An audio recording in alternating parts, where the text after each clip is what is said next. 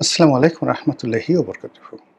সম্মানিত দর্শক, কয়েকদিন আগে যখন জাতীয় সংসদে সগর্বে দাঁড়িয়ে স্বরাষ্ট্রমন্ত্রী জনাব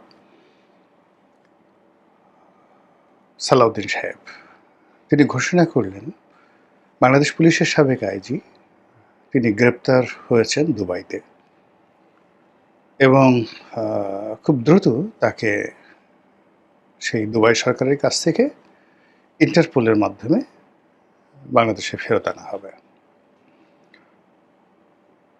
বিষয়টা ওই মুহূর্তে সারা বাংলাদেশের নিদারুণ চমক তৈরি করেছিল। অবস্থা দৃষ্টে মনে হচ্ছিল যে বাংলাদেশ একটা নতুন এরার মধ্যে ঢুকে গেল, নতুন একটা যুগে ঢুকে গেল। সংযুক্ত আরব আমিরাতের মতো একটি শক্তিশালী রাষ্ট্রে ইন্টারপোলের মাধ্যমে বাংলাদেশ পুলিশের প্রমিথিউস বলে খ্যাত এ যাবৎকালে পুলিশের সবচেয়ে সুদর্শন, সবচেয়ে চৌকুশ, সবচেয়ে ধড়িবাজ, সবচেয়ে ধান্দাবাজ, সবচেয়ে মানে মাস্টার ফর অল, আর বললাম না। তো যে বেনজির অত ভালো ছাত্র ছিলেন না, বিএ পাশ করে ঢাকা বিশ্ববিদ্যালয়ের পাস কোর্সের পরে মাস্টার্সে ভর্তি হয়েছেন। তারপর পুলিশে ঠিক ওইরকম আহামরি ভালো রেজাল্টও তার না, তার ব্যাচে তিনি ফার্স্ট, সেকেন্ড, থার্ড হয়েছেন, এরকম কোনো নজির নেই। এরকম একজন মধ্যম মানের পুলিশ কর্মকর্তা, অথচ তিনি তার কর্মজীবনে যে গ্র্যান্ড ভিক্টরিগুলো করেছেন দেশে দেশের বাইরে, তিনি জাতিসংঘে দীর্ঘদিন কাজ করেছেন, ইন্টারপোলের সাথে কাজ করেছেন, শান্তিরক্ষী মিশনের সাথে কাজ করেছেন এবং বড় বড় পদে, যেখানে বাংলাদেশের খুব অল্প সংখ্যক কর্মকর্তা এরকম বড় পদে কাজ করেছেন। তারপর শেখ হাসিনার জামানাতে এসে রীতিমতো সোনার পাথর বাটি বা জাদুর কাঠি হাতে নিয়ে তিনি তার প্রথম যে শুরুটি, সেটা হলো ডিআইজি অ্যাডমিন, পুলিশ হেডকোয়ার্টার। মানে ডিআইজিদের মধ্যে এর চাইতে বড় কোনো পদ আর নেই। এরপর ডিআইজি এডিশনাল আইজি অ্যাডমিন, এরপর ঢাকা মেট্রোপলিটন পুলিশ কমিশনার দীর্ঘদিন, তারপর ডিজি র্যাব, তারপর আইজি। আমার কাছে মনে হয় না যে বাংলাদেশের পুলিশের ইতিহাসে এতগুলো সৌভাগ্য, এতগুলো পদ, এতগুলো পদবি নির্বিঘ্নে, নির্ভাবনায়, নিশ্চিন্তে কোনো পুলিশ কর্মকর্তা ভোগ করেছেন এরকম কেউ নেই। শুধু তিনি পদপদবি ভোগ করেনি, তার সঙ্গে সঙ্গে বাংলাদেশের সেই মিডিয়া জগৎ বলেন, মানে মডেল জগৎ বলেন, যে সকল আলোচিত নায়িকা, গায়িকা, সুন্দরী, রমণী, ঘরে বাইরে, মানে চারিদিকে মৌ মৌ তার রূপ, মানে বেনজির রূপ, রস, লাবণ্য, গন্ধে মুগ্ধ হয়ে পঙ্গপালের মতো নারীরা তাকে সঙ্গ দিয়েছে এবং এটা নিয়ে কোনো সমস্যা তৈরি হয়নি। এক প্রেমিক বলেনি আমাকে বিয়ে করো, আর এক প্রেমিকা বলেনি যে আমাকে এটা করো। তিনি অসাধারণভাবে সবাইকে ম্যানেজ করেছেন। তারপরে অর্থবিত্ত উপার্জন, মানে যে পরিমাণ আইজিদের থেকে তিনি টাকা পয়সা উপার্জন করেছেন দেশে দেশের বাইরে, সেই গরুর ব্যবসা, সাদেক অ্যাগ্রোর থেকে অভিজ্ঞতা নিয়ে আসে গরুর ব্যবসা, 5 স্টার হোটেলের ব্যবসা, নিজের রিসোর্টের ব্যবসা, দেশের বাইরে স্বর্ণের ব্যবসা থেকে শুরু করে এমন কোনো কাজ নেই না করেছেন। আইজি হিসেবে তিনি ঢাকাতে যে বাড়ি করেছেন, যে ফ্ল্যাট করেছেন, তার যে গাড়ি বাড়ি, পোশাক আশাক, লোকজন মিলিয়ে মানে এক অনন্য, মানে এরকম কোনো সেনাপ্রধান, কোনো পুলিশ প্রধান, কোনো মন্ত্রী, কোনো এমপি, কোনো প্রধানমন্ত্রী, মানে ওনার একটা কেনি আঙুলের সমান, কেনি মানে আমরা যেটাকে বলি কনিষ্ঠ আঙ্গুল, এই আঙ্গুলের সমানও সফলতা দেখাতে পারেনি। তো কাজেই এরকম একজন মানুষ, যার সারা দুনিয়া পরিচিত, কতগুলো যে পাসপোর্ট আছে একমাত্র আল্লাহ জানে, তো সেই মানুষটি দুবাইতে ধরা পড়বেন।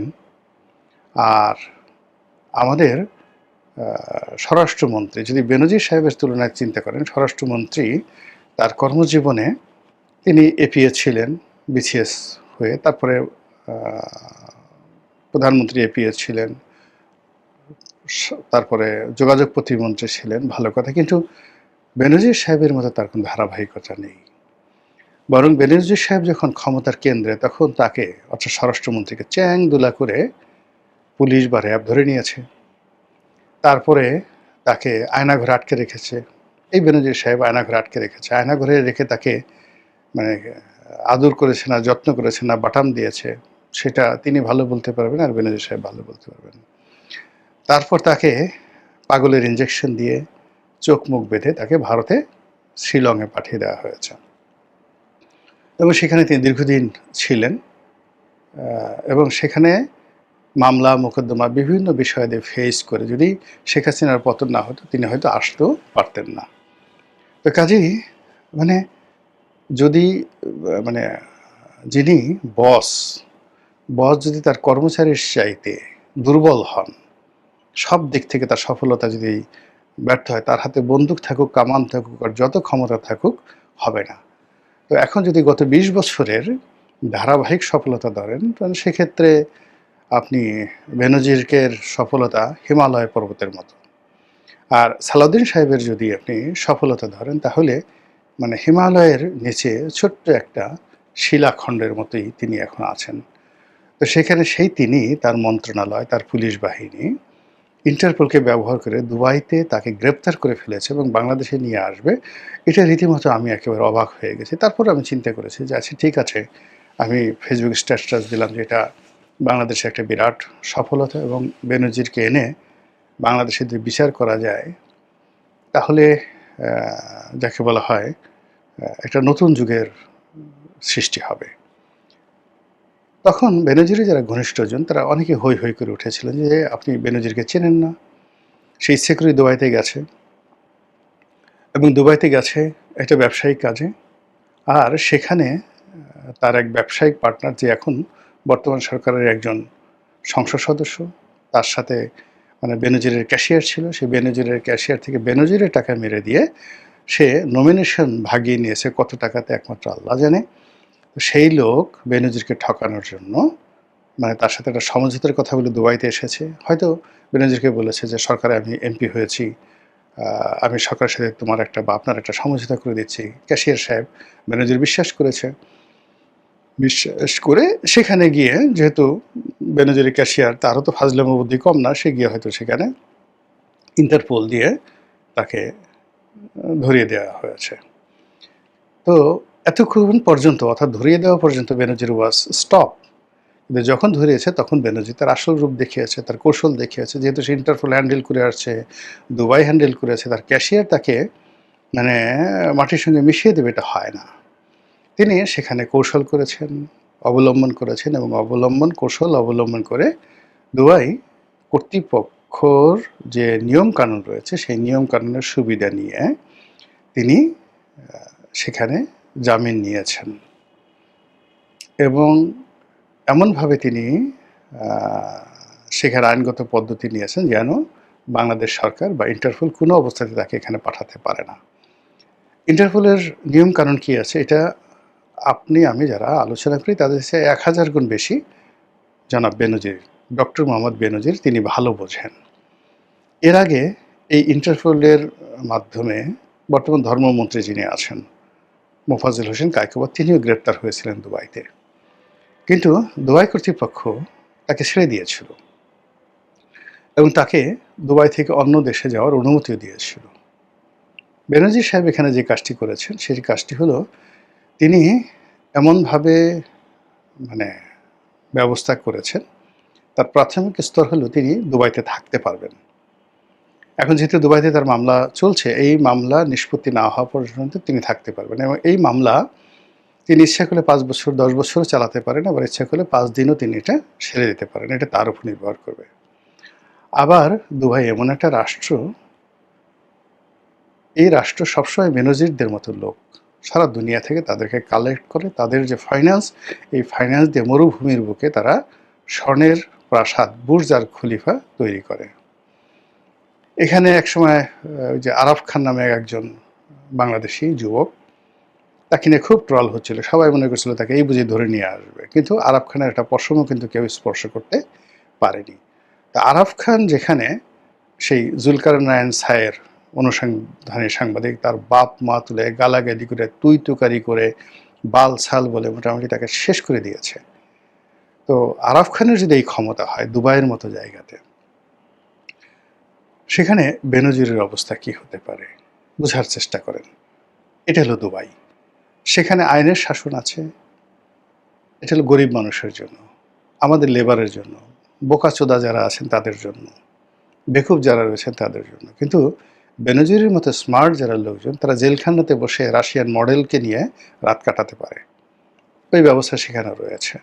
জেলখানা থেকে বের হয়ে সে আজ লেবাননের মেয়ে, কাল বাংলাদেশের মেয়ে, পরশুদিন অমুক, বাংলাদেশ থেকে যারা যারা দুবাইতে যায় চামড়া ব্যবসার জন্য, এদের সবাইকে তিনি সেখানে নিয়ে ওখানে তার একটা বিলাস বহুল সেই যে ইয়োটে বসে তিনি, যাকে বলা হয় ওই আলু লিয়েলো, যে বিখ্যাত নানা পাটেকরের যে সিনেমা, ওইরকম দৃশ্য তিনি সেখানে চিত্রায়িত করতে পারেন।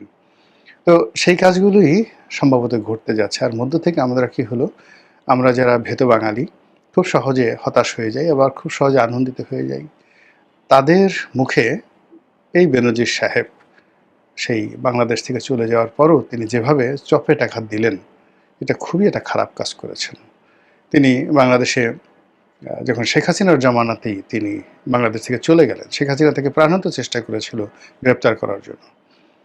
তারপর এত বড় একজন স্বৈরাচার, এত তার ক্ষমতা, তিনি শত চেষ্টা করে বেনজিরকে ধরতে পারেনি, বেনজির একটা পশম স্পর্শ করতে পারেনি, একেবারে বুক ফুলিয়ে এয়ারপোর্ট দিয়ে তিনি চলে গেলেন, দেশের বাইরে চলে গেলেন, এবং দেশের বাইরে গিয়ে তিনি রাজার মতো সারা দুনিয়া ঘুরে বেড়ালেন। তো সেই আমলে শেখ হাসিনা যেটা পারেনি, এখন স্বরাষ্ট্রমন্ত্রী সেটা পারবেন বা অন্যান্য যে লোকজন পারবেন, আমরা অবাস্তব হলে আমরা বিশ্বাস করেছিলাম। কিন্তু একই হলো, এখন যে সমস্ত কথাবার্তা শুনছি, স্বরাষ্ট্রমন্ত্রী বলছে জামিন বাদ দেওয়ার জন্য আমরা লবিস্ট নিয়োগ করেছি, এই সমস্ত কথাবার্তা বোগাস, এগুলোতে কোনো লাভ হবে না। হ্যাঁ, আমরা তার চেয়ে বরং বেনজিরকে আল্লাহ রাস্তায় ছেড়ে দেই। হ্যাঁ, আল্লাহ যদি কোনোদিন দয়া করে তাকে ফেরত আনে, তখন আমরা তাকে আচ্ছা মতো বিচার করব। আর যদি আল্লাহ ফেরত না আনে, আমরা সব দোষ আল্লাহকে দিতে পারবো যে আমাদের কি দোষ, আল্লাহই তো তাকে আনলো না, আমরা কি আল্লাহর সে ক্ষমতাধর? আমরা ওই যে গ্রামে অনেক ষাঁড় আছে যেটা আল্লাহর নামে ছেড়ে দেওয়া হয়, এইভাবে আমরা আল্লাহর নামে বেনজিরকে ছেড়ে দিলাম। এছাড়া আসলে এখন আমাদের আত্মতৃপ্তি লাভ করার আমি আর কোনো উপায় দেখছি না। আসসালামু আলাইকুম রহমতুল্লাহি ওয়া বারাকাতুহু।